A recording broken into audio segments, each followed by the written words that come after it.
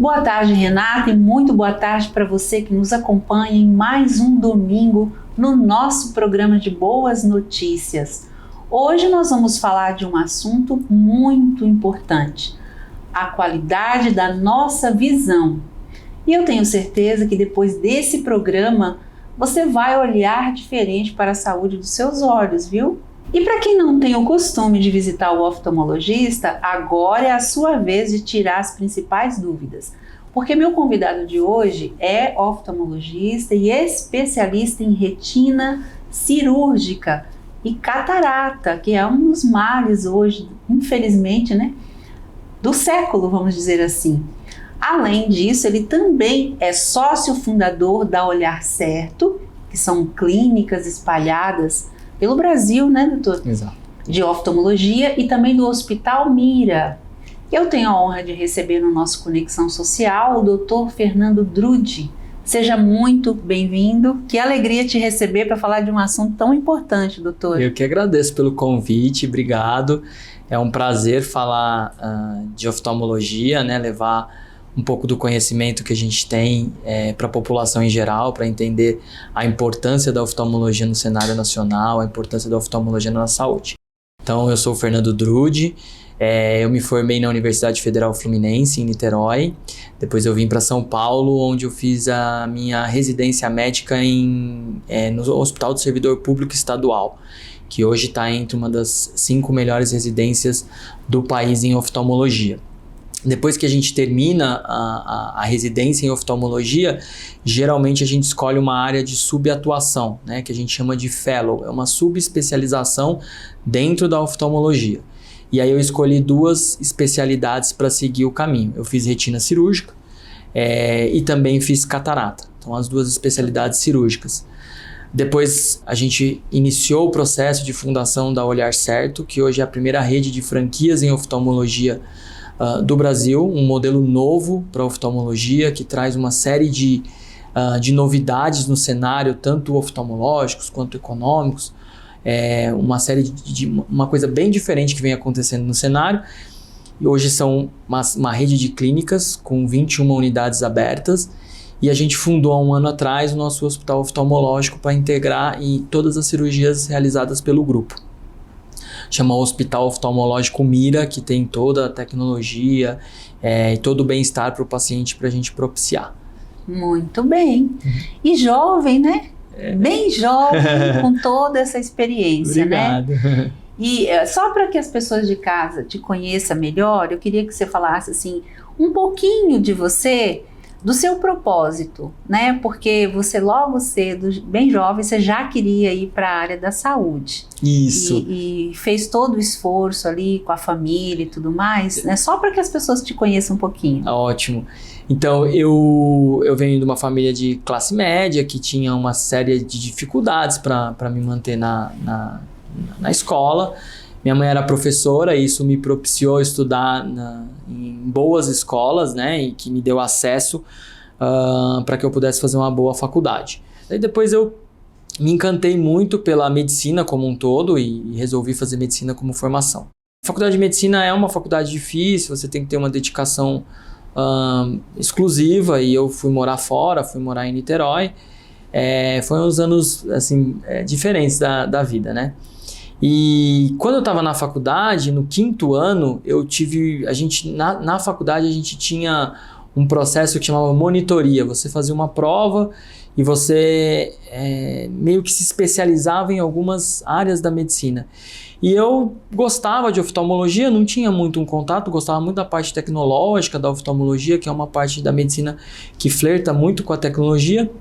E eu prestei essa prova de monitoria e acabei seguindo um estrabólogo na época, que era o professor Renato Cury, que hoje é falecido, e ele era um dos expoentes em estrabismo, e ele me chamou para a clínica dele para eu acompanhar as cirurgias dele. E ali eu decidi que eu queria fazer aquilo para minha vida. E aí eu vim para São Paulo, porque eu queria uma residência um pouco melhor, uma residência com mais tecnologia, com mais acesso, e aí eu resolvi voltar para São Paulo. Eu sou de São Paulo, e aí iniciei minha trajetória. Durante a residência, passei pelo estrabismo, fiz bastante cirurgia de estrabismo, mas me encantei por outra área, né? E me apaixonei pela cirurgia de catarata e de retina e hoje eu sou um entusiasta. E você também tem uma história lá com a Amazônia Ribeirinha, né? Isso. Seria interessante você falar sobre ela, porque foi daí que nasceu o projeto que você tem hoje de ser missão de vida, transformar a vida das pessoas, né, doutor? Exatamente. Há uns 6 anos atrás, eu já estava formado, já tinha terminado a minha especialidade em catarata.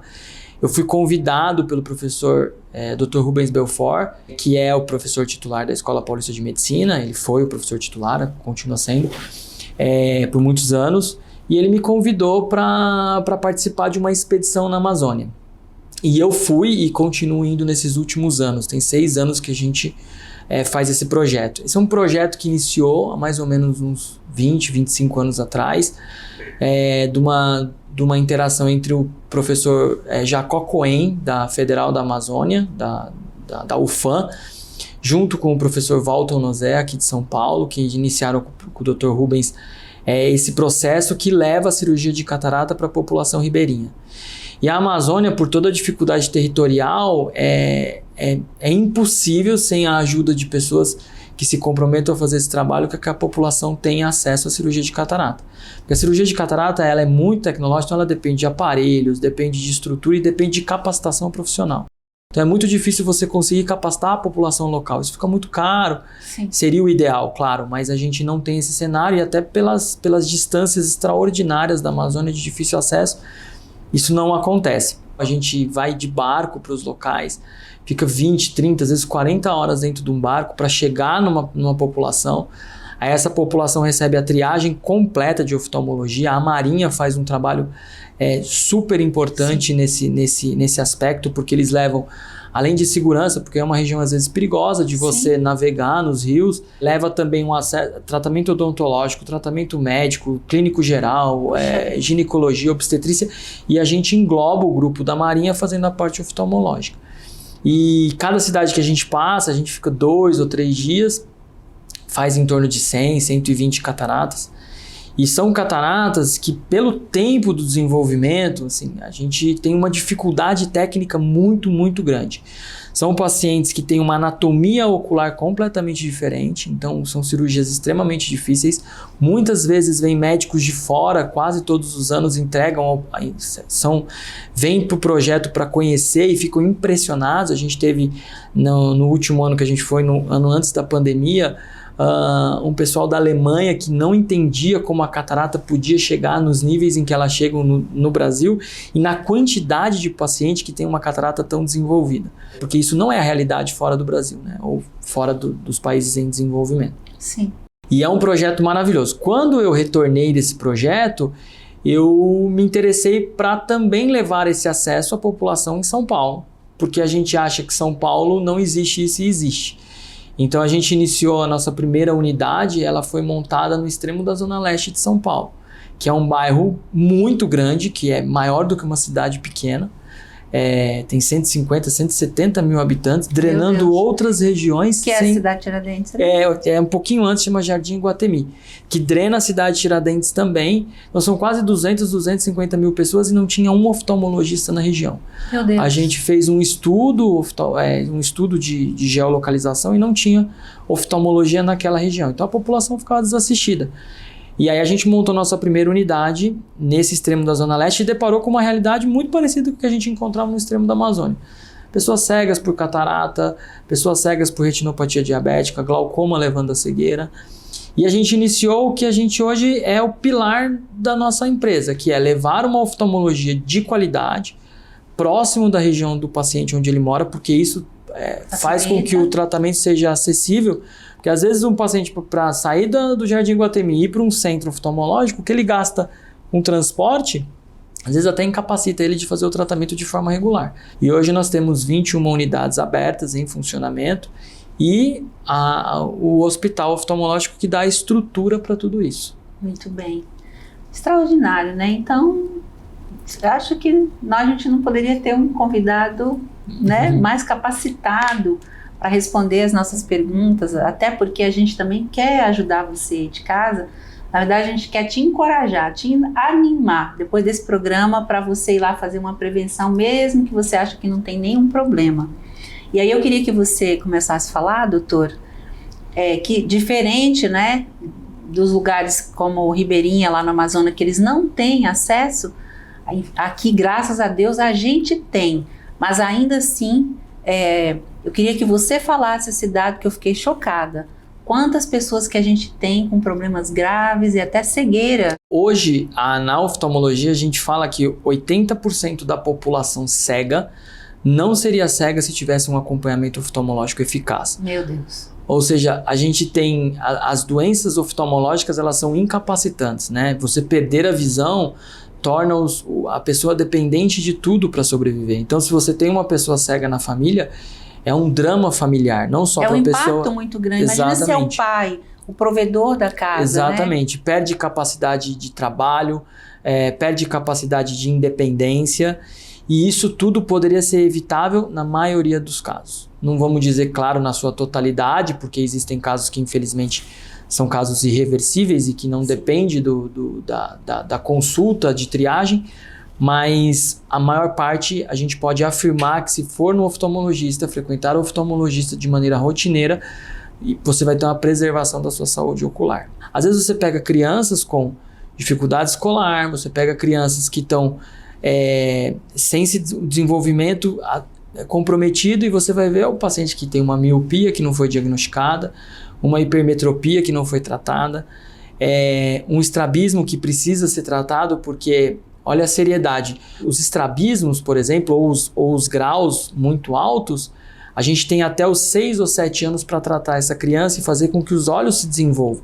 Se a gente não trata um paciente estrábico até os 6 anos, um olho dele, em geral, desenvolve uma doença chamada ambliopia, que é o não desenvolvimento desse olho que não tem tratamento mais para o resto da vida. E que às vezes fazendo um tampão, usando óculos de forma regular, você permite que essa criança possa ter qualquer atividade que ela queira ter no futuro dela. Maravilhoso. Doutor, então eu queria que o senhor falasse das principais doenças, as que mais acometem, né? Porque às vezes as pessoas têm noção que tem e às vezes não, né? Exatamente. A principal doença oftalmológica é o erro refracional, você precisar de óculos ou algum tipo de tratamento para corrigir o erro refracional. Então entram nessas doenças a miopia, a hipermetropia, o astigmatismo, que são doenças corrigidas com óculos, né? A gente está vivendo nesses últimos anos um aumento exponencial dos míopes, né? E isso está diretamente relacionado com o uso de tela, computador. Depois a gente passa para as doenças que têm prevalências muito altas na população em geral e que são doenças, como eu tinha dito, silenciosas. Entre elas a gente poderia destacar algumas, por exemplo, o glaucoma. O glaucoma é uma doença que ela é multifatorial, ela não tem uma causa só. Mas a causa principal dela, de uma forma mais simples, é o aumento da pressão dos olhos. Então o paciente tem um aumento gradual da pressão dos olhos ao longo da vida dele, geralmente se inicia após os 40 anos. É rara antes dos 40 anos, mas existem pacientes com glaucoma com menos de 40 anos, mas em geral após os 40 anos, e que ele não tem sintoma nenhum. Ele não tem dor ocular, isso é um mito. O paciente geralmente não apresenta dor, ele apresenta dor num tipo de glaucoma chamado glaucoma de ângulo fechado, onde há uma crise dolorosa por uma condição anatômica desse olho. No glaucoma de ângulo aberto, que é 90% dos casos, ele é totalmente indolor. Não tem dor nenhuma. Nem dor, e ele nem nota a perda da visão. Ele passa anos, e quando você vai ver, quando o paciente se dá conta de que ele está enxergando menos, muitas vezes ele já tem um comprometimento severo da visão. Às vezes ele chega no consultório, o que a gente chama de campo visual tubular. O paciente é como se ele enxergasse por um tubo, ele vê só a parte central. E isso já é classificado como cegueira. Cegueira não é só a falta de visão central, pode ser a falta do campo visual. E é totalmente tratável. Hoje é muito difícil um paciente, claro, é possível, mas é muito difícil um paciente que acompanha regularmente de glaucoma ter cegueira pelo glaucoma. Temos tratamentos com colírios que são super eficazes, temos tratamentos com laser que hoje está se tornando uma linha mais frequente de tratamento para evitar o uso dos colírios, que também é ruim você ter que usar medicamento de forma crônica. Então você tem a opção às vezes de fazer um laser e evitar que esse paciente use colírio. Você tem cirurgias minimamente invasivas. Outra doença que a gente pode dizer que também é potencialmente grave e que o tratamento precoce é super eficaz é a retinopatia diabética. Então pacientes diabéticos, em geral os diabéticos descontrolados, eles podem ter o aparecimento de lesões na retina. Quando a gente acompanha esses pacientes do início, o primeiro que a gente vai fazer também um tratamento com vários profissionais, envolvendo endocrinologista, envolvendo o clínico geral, envolvendo toda a parte sistêmica do paciente, diminuição da obesidade, melhora da alimentação, controle melhor da glicemia. Associado ao tratamento oftalmológico, você consegue fazer com que esse paciente tenha qualidade visual por muitos anos. E é uma doença muito grave, que leva a sangramento na retina, leva a descolamento de retina tracional. E o tratamento, quanto mais você posterga, mais difícil ele é, com menos qualidade no final do tratamento, mais caro, mais demorado. Muito bom. Além do tratamento precoce, assim, quais cuidados que a gente pode ter? Porque às vezes, sem saber, a gente está prejudicando a nossa vista, né? Como você falou, o uso demais hoje, todo mundo tem um celular, até as crianças, é um perigo tão grande. Queria que você falasse dessa prevenção que a gente pode fazer, além, claro, de ir no profissional, né? Claro, super importante, assim, né? Então, o primeiro quadro é muito difícil, a gente vive numa sociedade dependente de tecnologia, é um desafio para os pais e até para a gente tentar diminuir um pouco o uso de telas, estimular a prática de atividade ao ar livre. Isso tudo é super importante e recomendado pela Sociedade Brasileira de Pediatria. Existem estudos, por exemplo, na Coreia do Sul, que é uma população mais dependente de tecnologia ainda, onde se fala em 89% a 90% da população míope, ou seja, é um número absurdo. Quando você vai para as regiões onde não se existem, por exemplo, a minha esposa foi fazer um trabalho com índios aqui no interior, no litoral de São Paulo, e ela atendeu toda a população e nenhum paciente tinha miopia. Não tinha nenhum caso de miopia, ou seja, porque prática de atividade ao ar livre, não utiliza esses artefatos eletrônicos, então a gente vê a associação disso. Então é importante a gente ter essa noção disso. E a gente vive hoje, cada vez mais, uma revolução na medicina que é entender a importância do filme lacrimal. Porque o uso de tela, de computador, eles fazem com que o nosso olho fique mais seco. Então o ato de piscar diminui, você tem uma evaporação mais rápida da lágrima e aí o paciente começa a ter ardência, lacrimejamento, a visão começa a ficar turva, começa a ficar desconfortável. Hoje a gente tem cada vez mais também dado importância para a alimentação. Existem vários estudos correlacionando as doenças da retina com carências de vitaminas. Eles ainda não são 100% conclusivos, eles estão em fase ainda de desenvolvimento dos estudos, mas de maneira geral, pacientes com uma suplementação vitamínica mais eficaz têm menos chance de ter degeneração da mácula, que é uma doença bastante prevalente e muito grave em pacientes acima de 65 anos. Uma boa alimentação, de maneira geral, já é suficiente para você ter uma suplementação vitamínica normal.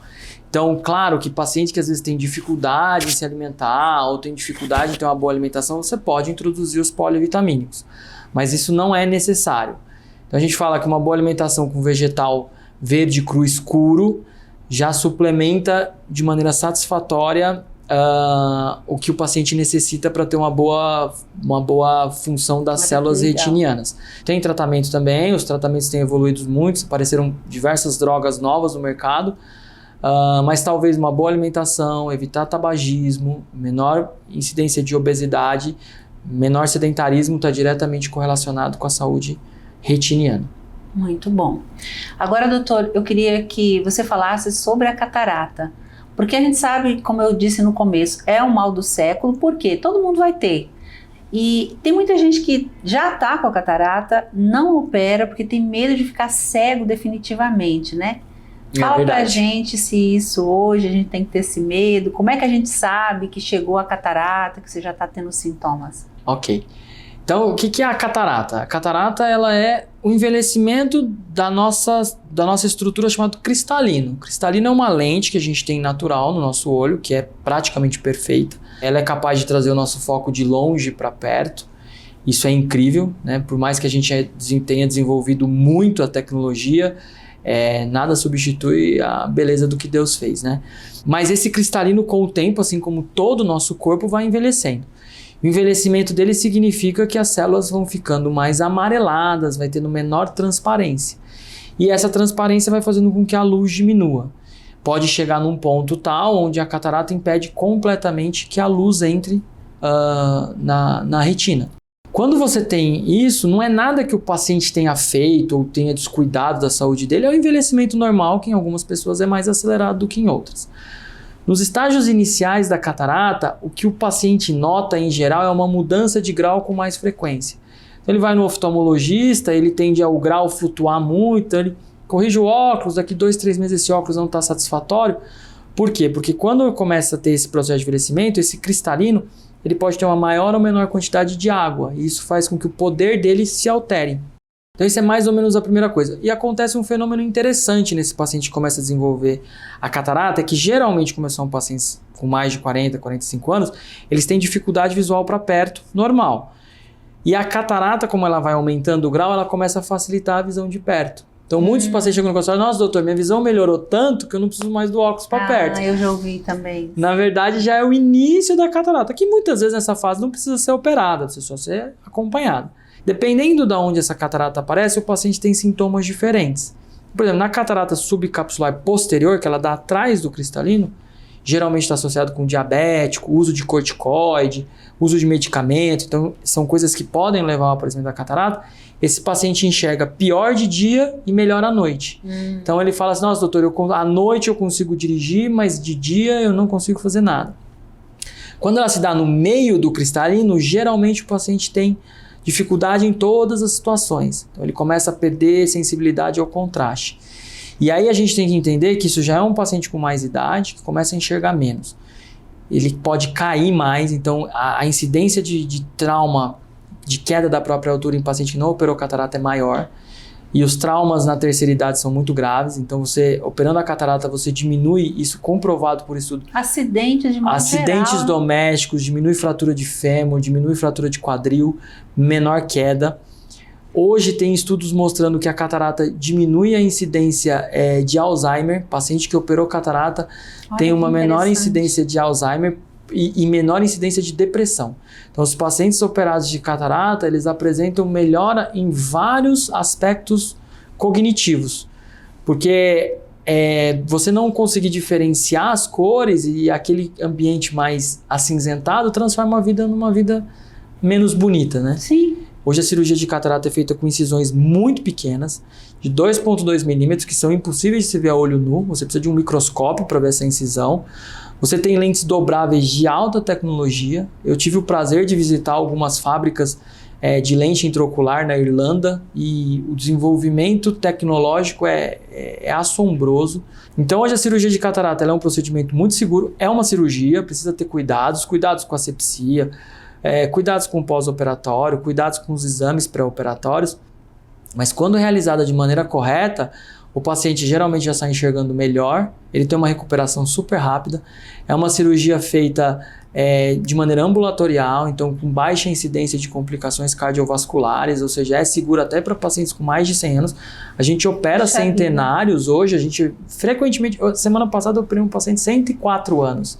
Que maravilha. Ou seja, um paciente com muita idade, né? Então, ela Imagina a alegria dele, exatamente. Né? Ela é muito segura e combinado tudo isso, a gente teve desenvolvimento em todas as etapas da cirurgia de catarata. Os exames pré-operatórios trazem maior confiabilidade do que eu vou implantar de lente. A cirurgia evoluiu tanto no aspecto de visualização dos microscópios, quanto dos aparelhos que chama facoemulsificação, e também no desenvolvimento das lentes intraoculares. Então hoje a gente tem lente que devolve a capacidade visual do paciente de longe.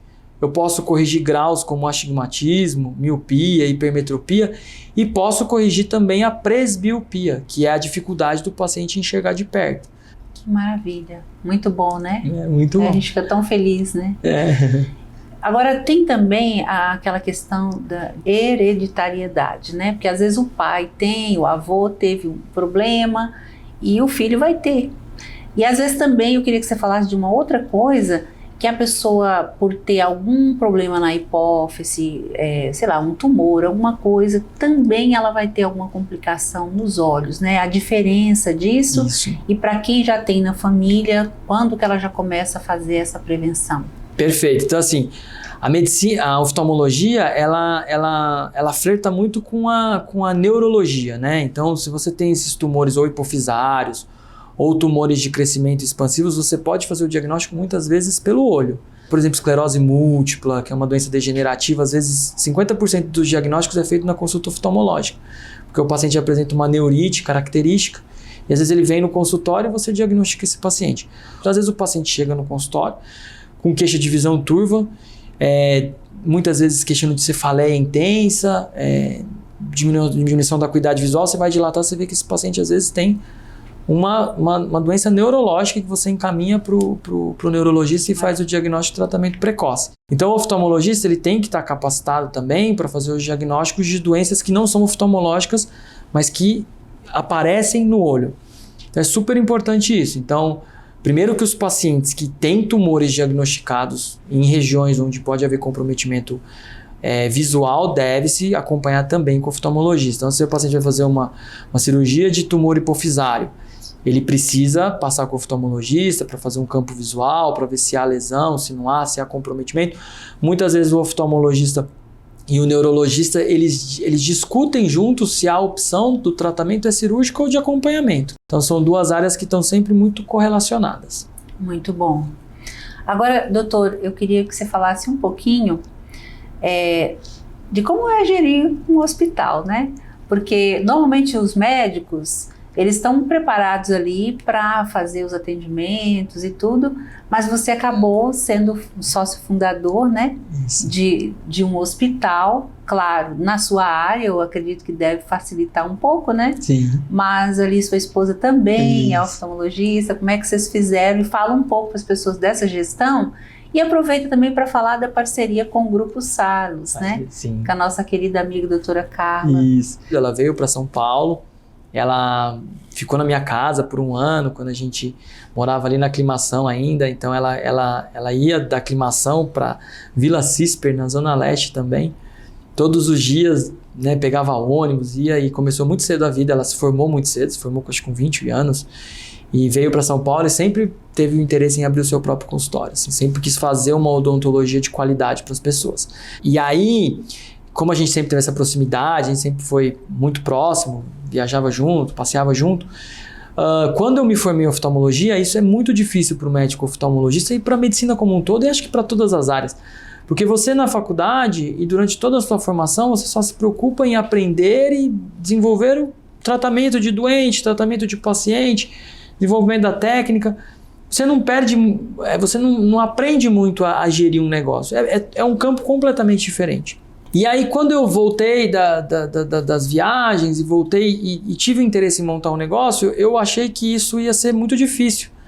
Porque como é que eu ia conciliar uma atividade que eu gosto muito de fazer, que é a medicina, com essa atividade empresarial? E aí a gente teve conversas, eu, minha esposa e a Carla e o Kleber, que é o marido dela, e houve um sinergismo da gente montar juntos, né? Então ela traz toda a bagagem do empreendedorismo, do empresariar pra gente, e a gente trazia a bagagem da medicina, do atendimento de excelência, da qualidade do atendimento. E aí a gente vai aprendendo, claro, com o tempo a empreender. E aí eu acho que o interessante é que a gente desenvolveu um modelo de franquia, que hoje o modelo de franquia ele é um modelo testado, é um modelo importante, que permite ao oftalmologista que não tenha nenhuma bagagem em empreender, ele tem acesso a um grupo que se preocupa com marketing, se preocupa com financeiro, se preocupa com a gestão tributária, que é tão difícil, se preocupa com vários aspectos que muitas vezes a gente tem dificuldade. Claro que a franquia não é a solução para todos os problemas, mas ela dá o primeiro passo, Sim. dá o passo necessário para que você consiga empreender. Então aí a gente se integrou ao Grupo Salos, que hoje é um grupo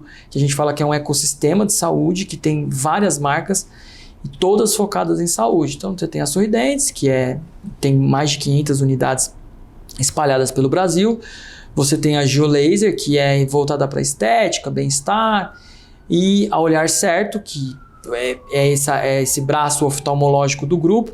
E mais recentemente vai se iniciar o processo da construção de uma rede de vacinação, chamada Amo Vacinas. Então é um sistema de saúde, todas as empresas com foco em saúde e desenvolvimento tecnológico em saúde. Então a parceria tem sido muito proveitosa, a gente, graças a Deus, cresceu muito. Muito bom, doutor. Então agora eu queria te pedir para você dar um conselho para as pessoas de casa. Um conselho que eu posso dar é sempre procurar o oftalmologista, né? De maneira regular e sistemática.